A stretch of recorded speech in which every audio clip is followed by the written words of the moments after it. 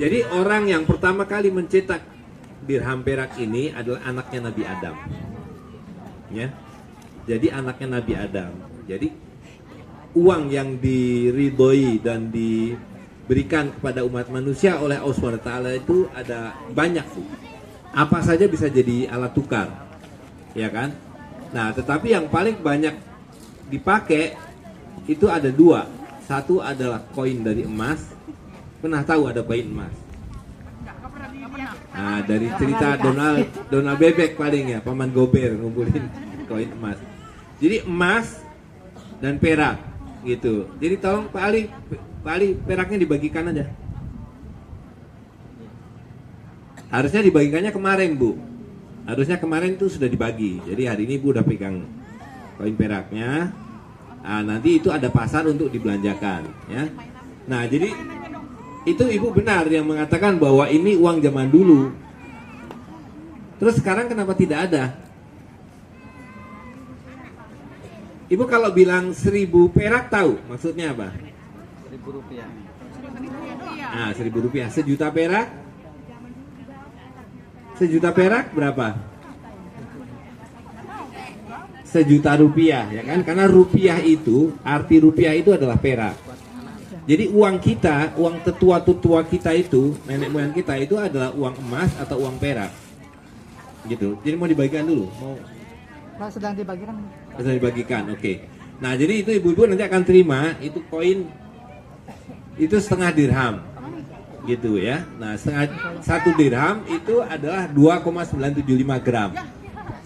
Hampir 3 gram perak.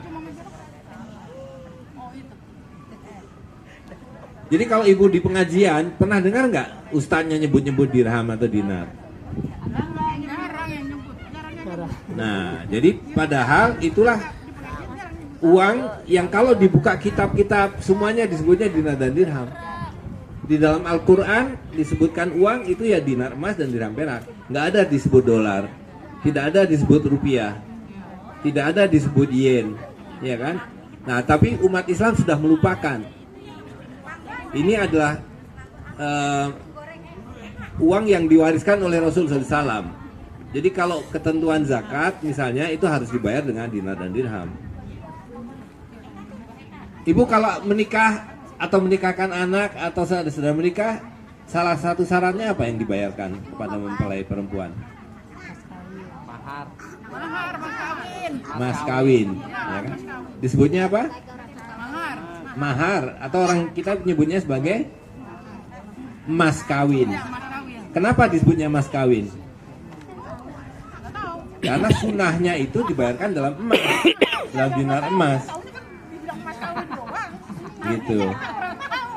Nah, jadi asal muasalnya itu mas kawin itu karena dibayarkan dengan dinar emas atau dirham perak. Jadi kalau harga-harga yang mahal itu dibayarkan dengan emas, ya kan? Kalau jadi ibu nggak usah risau dengan emas. Ini bukan apa namanya ya. Orang sudah tidak akan mampu membeli emas sekarang, ya kan? Nah, kita harus lebih risau kepada perak. Nah, jadi hari ini adalah satu contoh bagaimana uang perak sekarang dikembalikan. Itu dalam bentuk pembagian zakat. Coba tolong perhatikan semua yang sudah pegang. Coba diangkat, yang sudah pegang diangkat. Angkat. Yang udah pegang, angkat. Oke, coba ibu perhatikan. Perhatikan baik-baik sebelum nanti dibelanjakan. Harusnya itu dibagikan kemarin. Jadi ibu sudah bisa simpen, ya kan? Bisa dilototin, dilihat, gitu. Apa tulisannya di situ? Nggak kelihatan. Ya, jadi itu yang dibagikan adalah setengah dirham. Setengah dirham itu kurang lebih 1,5 gram perak. Itu nilainya ibu, tahu nilainya berapa? Ibu kalau belanja harus tahu nilainya. Jadi kalau beli barang ibu nggak ditipu sama pedagang, betul nggak? Ibu harus tahu setengah dirham itu nilainya berapa. Ya kan? Satu dirham itu hari ini kira-kira nilainya 240.000. Jadi kalau 1,5 dirham itu 120.000. Jadi nanti kalau ibu belanja perhatikan kira-kira 120 ini dapat apa. Kalau ternyata barangnya terlalu sedikit nggak usah dibeli. Ya kan? Tidak sesuai antara harga dengan barangnya. gitu. Nah tentu ibu kalau ada yang sebelumnya pernah menerima atau baru pertama kali ini? Oh udah sering, oke. Kalau udah sering berarti sudah agak paham ya kan Bu? Jadi Allah SWT dalam Al-Quran itu mengatakan la ta'kulu ma awalahum bainakum bil batil illa antakuna tijaratan antara minkum. Allah berfirman haram hukumnya, dilarang memakan harta secara batil dari saudaranya ya. Jadi memperoleh harta itu kata Allah SWT harus dengan cara antara minkum, tijaratan antara minkum, berdagang, berjual beli dengan ridho sama ridho. Artinya apa Bu, ridho sama ridho itu? Ikhlas sama ikhlas. Jadi kalau ibu punya jagung, tetangga ibu punya ayam, bilang ayamnya boleh saya bayar pakai jagung. Kalau dia bilang boleh, boleh, bismillah. Ya, ikhlas sama ikhlas. Dan yang kedua, yang dipertukarkan itu harus senilai. Jagungnya selalu, misalnya peraknya 1,5 gram, jagungnya mesti sekian liter. Kalau cuma 1 liter ya jangan mau. Tidak setara Bu. Jadi selain ikhlas harus setara. Kalau ibu bayar 1 dirham mesti dapat barang yang nilainya 1 dirham. Gitu ya. Nah, yang ketiga jadi ridho sama ridho setara, kemudian harus tunai Bu. Ya. Kalau ibu jual beli itu harus dibayar tunai Bu. Ibu dapat barang, si penjual dapat uang, dapat duit. Nah, itu orang Belanda bilangnya duit, itu uang, ya kan? Nah, kalau tidak dibayar namanya utang. Ya, kalau utang jual beli itu harus dibayar. Nah, kalau jual beli bedanya dengan utang apa, Bu? Jual beli sama utang bedanya apa? Bedanya lah, kalau beli kita kontan ngasih duit, kalau utang kita nggak ngasih duit. Nah, itu satu. Yang kedua apa? Nggak tahu. Yang adanya itu doang. Jadi kalau jual beli, ibu boleh ngambil untung, Bu. Kalau utang nggak boleh. Iya kan? Belanja 1,5 dirham, dijual 1 dirham. Untungnya berapa? Nah, iya. Jadi kalau jual beli itu boleh ngambil untung. Kalau hutang boleh ngambil untung? Tidak boleh. Hutang 1 liter beras harus kembali 1 liter beras. Hutang 2 kilo jagung harus kembali 2 kilo jagung. Hutang 1 juta kembali 1 juta. Sekarang banyak nggak Bu orang yang ngutangin 1 juta minta kembali 1 juta? Mintanya lebih, itu haram hukumnya. Itu namanya riba. Ya. Nah, ini sekarang kita jual beli pakai apa Bu? Ini duit kan, sebut saja ini duit. Nilainya berapa nih? 50 apa? Nah, 50.000 itu artinya apa? Kalau ibu bilang, ini saya punya jagung 1,5 liter, nilainya berapa jagung itu? 1,5 liter. 1,5 liter jagung, ya kan Bu? Kalau dibagi 3 menjadi setengah. Ini kalau saya bagi 2 jadi berapa Bu? 25. Yang benar. Kalau saya belah 2 ini, dibelah 2 jadi 25 gitu. Enggak. Yang benar. Kalau ibu punya pegang separuh, ada yang mau dibayar pakai separuh? Kenapa nggak mau? Ya kenapa? Kalau sobek kenapa? Nggak laku. Kenapa nggak laku? Karena nilainya nggak ada. Jadi ini nilainya bohong-bohongan Bu. Kalau perak ibu itu 1,5 gram dibelah 2, Nggak bisa. misalnya dibelah 2, jadi berapa? Malah jadi seperempat. Taruhlah jadi 1/4 gram. Masih ada nilainya nggak? Masih. Nah, itu bedanya dengan ini Bu. Ya, jadi kenapa kita mengembalikan uang yang diwariskan oleh Rasulullah SAW dalam bentuk koin perak itu? Karena itu yang punya nilai. Jadi kalau jual beli dengan dirham ini, berarti perak ditukar dengan jagung, perak ditukar dengan beras, perak ditukar dengan ayam. Itu yang namanya setara dengan setara. Kalau ini selembar kertas begini ditukarkan dengan ayam, yang punya ayam jadi kehilangan ayamnya kan Bu? Ah, terus dia terimanya apa? Duit ini apa? Kertas. Ada nilainya. Nah, itu tadi kalau dibelah 2. Nah, ya. Jadi itu bedanya Bu ya. Jadi kenapa kita mengembalikan sunnah Nabi ini? Karena tadi syarat-syarat jual beli itu mesti ada nilainya, ikhlas dengan ikhlas, dan harus kontan gitu. Nah kalau saya ceritakan Ibu pasti nggak akan paham bahwa kertas ini, duit ini utang ini Bu, kwitansi. Ini kwitansi Bu, nggak ada nilainya. Nilainya ada karena pemerintah bilang, ini saya bilang ada nilainya, tapi sebenarnya tidak ada nilainya. Itu sebabnya Ibu kalau punya 50.000 ini 5 tahun yang lalu sama sekarang sama nggak Bu? Beda. Apanya yang beda? Ya beda, dulu mah dapat apa aja, sekarang nggak dapat apa-apa. Ya kan? Jadi ini dulu dapat apa-apa, sekarang nggak dapat apa-apa. Apalagi kalau dirobek. Nah, kalau perak ini Bu, dari zaman Rasul SAW, bahkan zaman sebelumnya, zaman Nabi Isa, zaman Romawi, itu 1 dirham itu dulu selalu dapat 1 ekor ayam. Nah hari ini kalau 240.000 dapat ayam nggak Bu? Dapat. Ayam jago yang paling gede dapat 2 itu.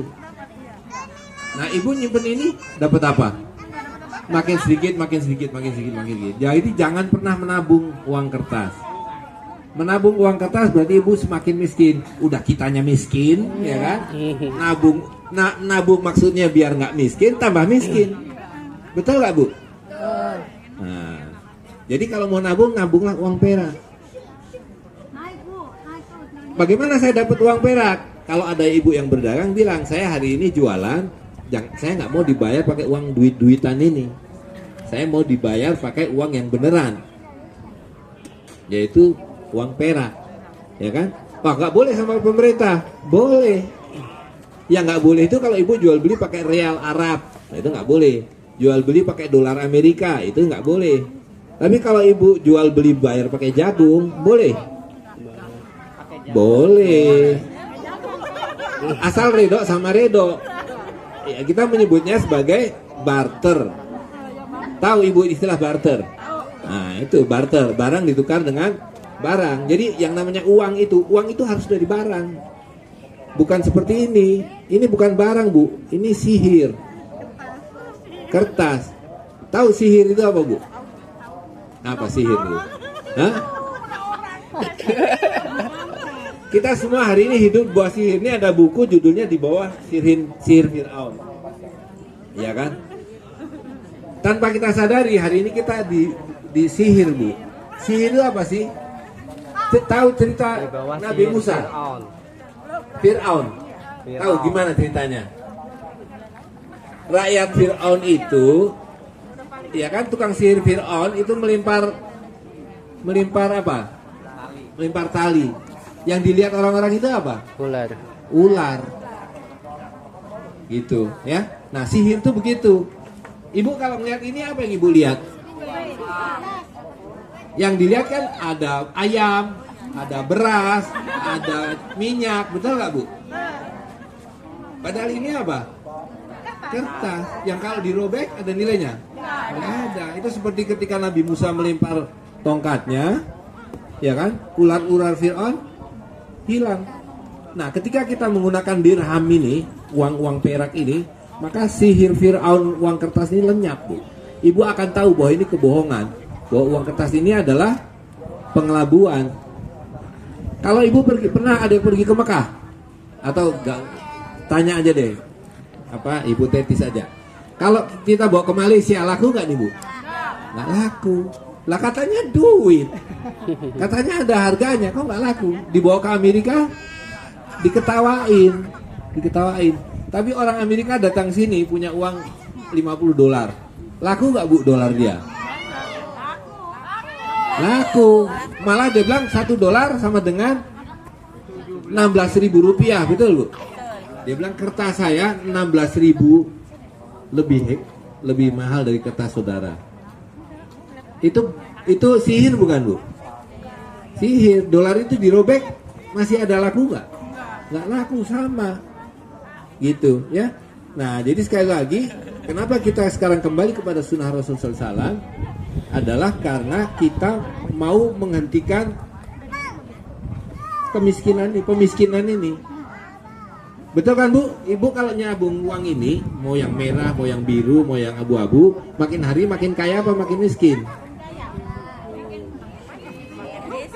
ada yang lahir, bukan lahir lah, sebelum tahun waktu masih zaman Pak Harto, ibu udah ada, masih ingat harga telur berapa bu zaman Pak Harto? Sekilo 2.500 ya kan? Sekarang berapa? Jadi kalau ini duit ini gambarnya Pak Harto, oh bukan. Ini kalau diberikan telur pada waktu itu dapat berapa kilo? Berapa kilo? Banyak tuh berapa? Sekilo 2.500. Ini 50.000. Dapat 20 kilo. Sekarang ini itu nanti ada yang jual telur. Kalau diberikan telur dapat berapa kilo? 1,5 kilo. Duitnya sama bu. Angkanya sama. Telurnya sama. Lah dulu dapat 20 kilo, kok sekarang 1,5 kilo. Yang 18,5 kilo kemana? Itu yang mereka curi bu. Orang-orang yang memaksakan uang ini jadi uang, itu yang dia curi. Kalau dia beli, dia kan tinggal nyetak bu. Dia punya mesin sablon, tinggal dihidupkan sablonnya, dia mau nyetak seberapapun. Coba ibu nyetak ini, apa yang terjadi? Ya kan? Kalau ibu nyetak ini dibilang memalsukan uang, ditangkap polisi. Mereka yang nyetak bilang saya sekarang beli telur dapat 20 kilo, ya kan? Tapi sekarang nggak mau saya kasih 20 kilo, saya kasih 1,5 kilo. Nah itu namanya di bawah sihir Fir'aun bu. Ya kan? Dan kita semua dibuat tersihir oleh sistem ini. Gitu. Sampai yang hak ini dihadirkan. Allah SWT mengatakan, hadirkanlah yang hak, maka yang batil akan musnah. Nah kenapa ini? Alat penipuan yang merajalela terus-menerus sepanjang berapa? Kira-kira mungkin sudah baru 100 tahun bu, belum lama. Yang saya bilang tadi, tetua kita uangnya apa? Perak atau emas. Makanya kita bilangnya 1 juta perak, 50.000 perak, karena uang kita adalah perak. Rupiah itu artinya perak, gitu ya. Nah jadi insya Allah dengan sudah seringnya diperkenalkan di sini, mudah-mudahan nanti ibu dan anak-anak ibu mulai mengerti. Ya, jadi kalau ada orang datang sini mau belanja, ibu jualan sayur, jualan apa, dibayar pakai perak, diterima atau ditolak? Ya, harus diterima, gitu. Tanpa menolak yang kertas ini, gitu ya kan? Nah, jadi itu hikmahnya bu. Hikmahnya adalah kalau kita memiliki uang perak itu, ibu nggak akan pernah menjadi miskin, dan ibu tidak akan terlibat dengan riba, karena riba itu dosa besar. Kalau ibu ngutang ini, jangan sampai ada yang melakukan, ya kan, ngutangin 1 juta, minta kembali 1 juta lebih, 1.100.000, 1.200.000 itu nggak boleh sama sekali bu, karena itu riba, gitu ya. Nah kalau dengan uang perak itu kan ketahuan, masa pinjam 1 gram minta kembali 2 gram? Kalau ini nggak berasa bu, tidak berasa bahwa kita melakukan riba, gitu ya. Nah jadi mudah-mudahan ini nanti menjadi terbiasa, anak-anak ibu-ibu ini, generasi anak-anak kita, cucu kita mulai mengerti gitu. Nah jadi kalau diukur pakai rupiah, kalau uang kertas kita kan makin hari makin merosot nilainya. Nah kalau perak makin hari makin tinggi, ya kan? Kalau ibu mungkin pernah ada terima setahun yang lalu, itu baru 75.000 satunya. Hari ini sudah 240.000, sudah 3 kali lipat lebih, gitu ya. Nah, jadi itu yang perlu kita pahami kenapa kita kembali ke perak. Lalu bagaimana mengamalkannya? Selain untuk jual beli adalah semua transaksi, baik yang sifatnya jual beli, utang piutang, maupun yang sifatnya sosial. Sosial itu misalnya sedekah, zakat, mahar, akikah, itu semua sunahnya adalah menggunakan, kalau yang kaya, yang mampu pakai emas, dinar emas. Yang kita ini pakai dirham perak.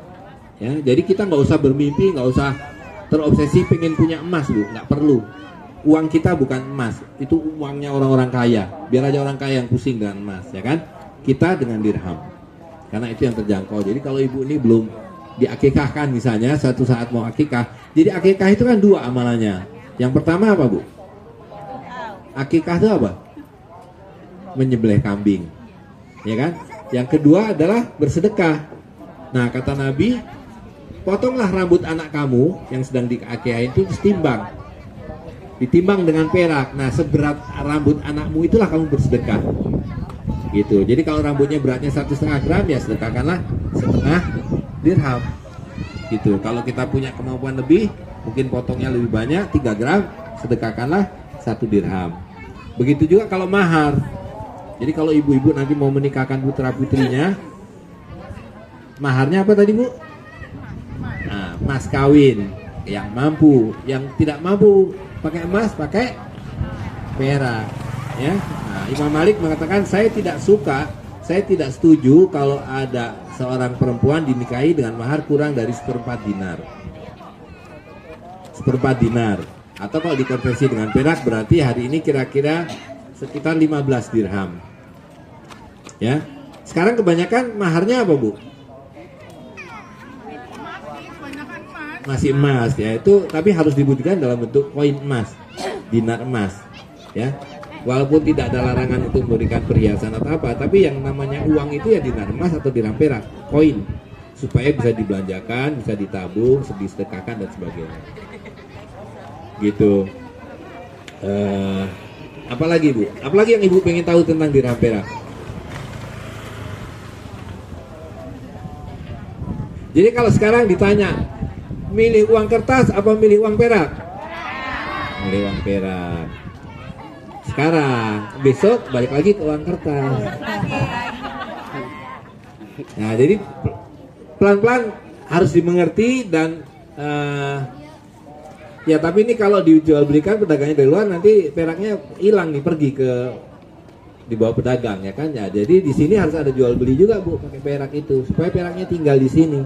Ibu kalau hanya ada uang kertas yang berputar-putar di kalangan ibu makin hari semua nih sama-sama makin hari makin miskin.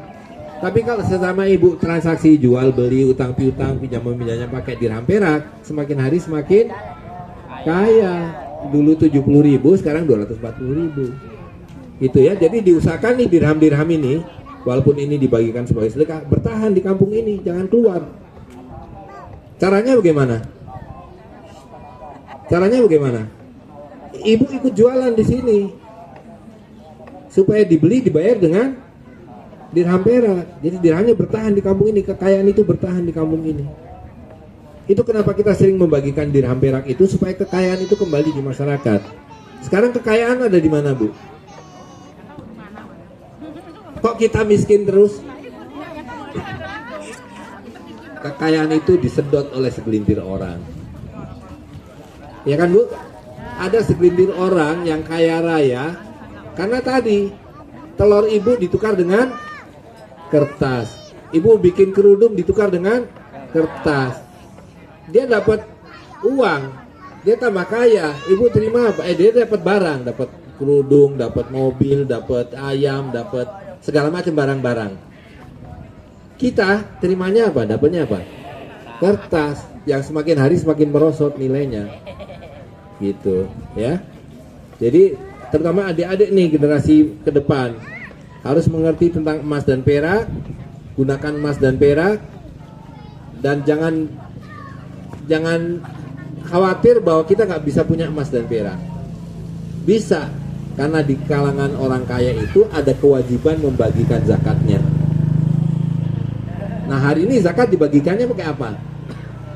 Pakai kertas, karena tidak diikuti aturannya, tidak diikuti sunnahnya, tidak diikuti perintah dari Allah SWT dan dari Rasulnya.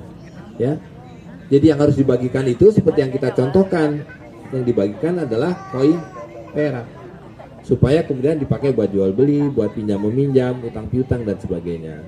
Jadi kalau ibu-ibu misalnya hari ini saya dapat perak, saya nggak mau belanjakan, mau saya simpen dulu, boleh Bu. Jadi ini tidak ada paksaan bahwa kalau ibu terima langsung harus dibelanjakan, tidak begitu ya. Karena harusnya di kampung-kampung kita ini yang beredar adalah koin perak, gitu. Ya, kita mohonkan kepada Allah SWT untuk ibu-ibu mengerti dan bisa menjalankan, ya kan? Kita mohonkan kepada Allah SWT untuk ibu-ibu semua nanti bisa memiliki koin emas dan koin perak. Dan kita mohonkan kepada Allah SWT untuk memberikan kemudahan kita untuk mengerti Bu. Karena ini masalah yang tidak bisa dengan mudah dimengerti. Sudah ratusan tahun hilang, betul nggak Bu? Di pengajian-pengajian aja nggak diajarkan. Padahal isi dari rukun Islam itu Kalau ibu baca kitab-kitab yang betul dengan ustadz-ustadz yang betul, pasti diajarkan bahwa jual beli itu harus dengan emas, dengan perak, dengan jagung, bahwa tidak boleh ada riba, pinjam meminjam tidak boleh ada tambahan. Tapi ini tidak pernah diajarkan. Ibu cuma diajari cara wudhu, ibu diajari cara sholat, ibu diajari cara ngaji, tapi tidak pernah diajari hidup. Tidak pernah diajari hidup supaya tidak terus-menerus menjadi miskin, tertinggal, dan seterusnya. Karena kita dalam posisi yang disedot, Bu.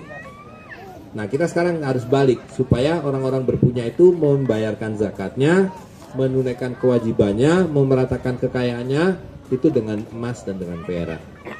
Ya, saya kira demikian sebagai pengantar. Mudah-mudahan bisa dipahami, dimengerti, dan kepada semua rombongan yang hadir di sini tidak bosan-bosannya untuk terus-menerus mengajarkan dan mengajak yang lain untuk bermuamalah. Jadi kalau ibu perhatikan ini, bu pedagangnya kan L4 kan, Bu? Lu lagi, betul nggak, Bu? Nah, jadi kita harus mengajarkan ibu-ibu sendiri kalau punya dagangan, berdaganglah. Karena hanya dengan berdagang, kata Rasul, 9 dari 10 rezeki itu datangnya dari perdagangan. Jangan selamanya terus pengen sekolah tinggi, punya ijazah, nyari kerja. Ya, itu makin mempertahankan keadaan kita, Bu. Anak-anak ibu harus diajari berdagang. Nabi mengatakan 9 dari 10 pintu rezeki ada di perdagangan. Ya kan? Ibu jual beli telurnya didadar, dijual sebagai telur dadar. Ada untung kan, Bu? Nah, tapi minta dibayarnya pakai perak. Gitu, ya. Gitu. Saya doakan semoga Allah SWT memberikan generasi mudanya anak-anak kita ini jalan keluar untuk tidak lagi tinggal di tempat yang mojok-mojok begini, Bu. Ya kan? Ya kan? Untuk dompetnya tidak lagi isinya kertas Rp1.000, Rp2.000, tapi isinya emas dan perak. Amin. Ya, semuanya jadi pedagang besar.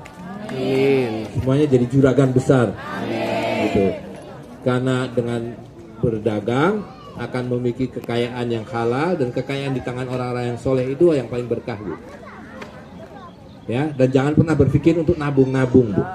Uang itu harus diputar, harta itu harus diputar, diedarkan, diproduktifkan, bertambah. Ya, kalau nggak bisa berdagang, bagaimana supaya bisa bertambah? Bersedekah, Bu. Ya, Allah menjanjikan 2. Dari mana Bapak Ibu bisa menjadi orang kaya? 1 berdagang, yang kedua bersedekah. Ya, jadi dagang sedekah. Nggak usah mikir ijazah, nggak usah mikir cari kerja. Itu penyakit, Bu. Ya kan? Pokoknya diajarin berdagang, mulai dari jualan singkong goreng kek, tahu goreng kek, gitu. Banyak cerita orang-orang yang bermula dari jualan tahu goreng, singkong goreng di pinggir jalan menjadi saudagar besar. Gitu. Ya, saya kira demikian. Saya akhiri. Assalamualaikum warahmatullahi wabarakatuh. Waalaikumsalam.